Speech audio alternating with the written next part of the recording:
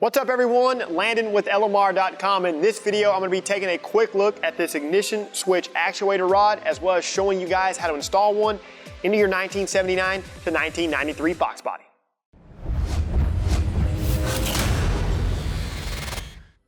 This actuator rod from 5.0 Resto is a high quality replacement that features an OEM design. Taking a closer look at this rod, you'll notice that it incorporates the correct pin at the bottom of the rod and of course the gear rack at the top. Now the only component that you will need to transfer from the factory rod is the spring and the pawl. Now we're going to be installing this actuator rod into a car that already has the interior, for the most part, completely torn apart. So you will need to take out the steering column trim and the lower dash trim, of course, which will differ throughout the 79 to 93 era. With the needed interior components removed from the car, go ahead and disconnect the negative battery cable. Loosen and remove the two 9/16 nuts securing the hood release bracket to the dash. Now, loosen the four 9/16 nuts securing the steering column to the dash. Do not fully remove these. Loosening them will allow the steering column to drop approximately a ½ inch. Disconnect the ignition switch electrical connector. The ignition switch is secured to the cylinder with two T27 tamper-proof Torx bolts. Remove this hardware and then set the ignition switch aside. Insert the key into the ignition. Turn the key to the on position and hold pressure on the pin with a small pick. While holding pressure on the pin, pull out on the ignition cylinder. Go ahead and remove it from the housing. Disconnect the key chime. Place a mark on the housing where the rod is located for reference when installing the new rod.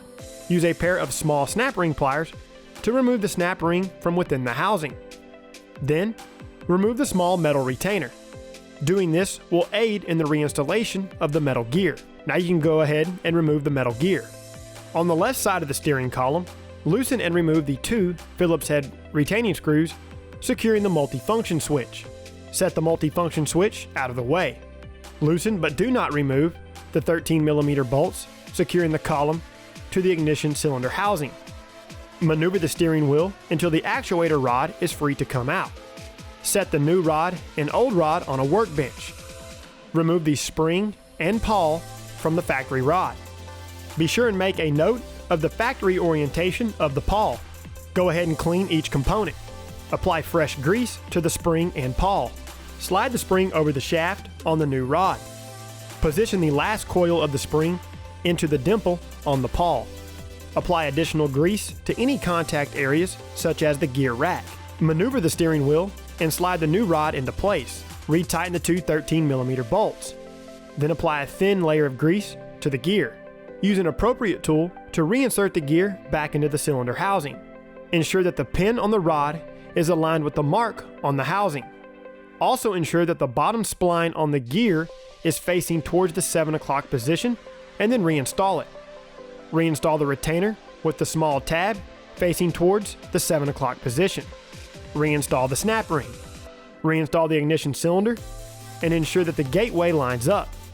Reinstall the ignition switch and turn the key until the pin aligns with the ignition switch. Retighten the Torx screws. Reconnect the electrical connection. Connect the negative battery cable and test for operation. If all of the key positions check out okay, you're good to go for reassembly. Disconnect the negative battery cable again. Reconnect the key chime. Reposition the multifunction switch and tighten the retaining screws. Retighten the steering column retaining nuts. Reposition the hood release bracket and retighten the nuts. Reassemble the interior components. Reconnect the negative battery cable, and then you're good to go. This is a pretty straightforward install, guys. We did find that dropping the steering column is a heck of a lot easier to do than removing the cluster surround. The reason why we did that is so we could remove the upper T27 tamper-proof Torx screws from the ignition switch. Now, other than ensuring that the gear fully rotates on the rack, allowing the key to fully engage and disengage, everything else is a piece of cake. To see more how-to and review videos covering industry-leading products, be sure and subscribe to our YouTube channel, like this video, and don't forget to turn on notifications. While you're at it, check out our other videos, and don't forget to shop LMR.com for all things 1979 to present Mustang and SVT life.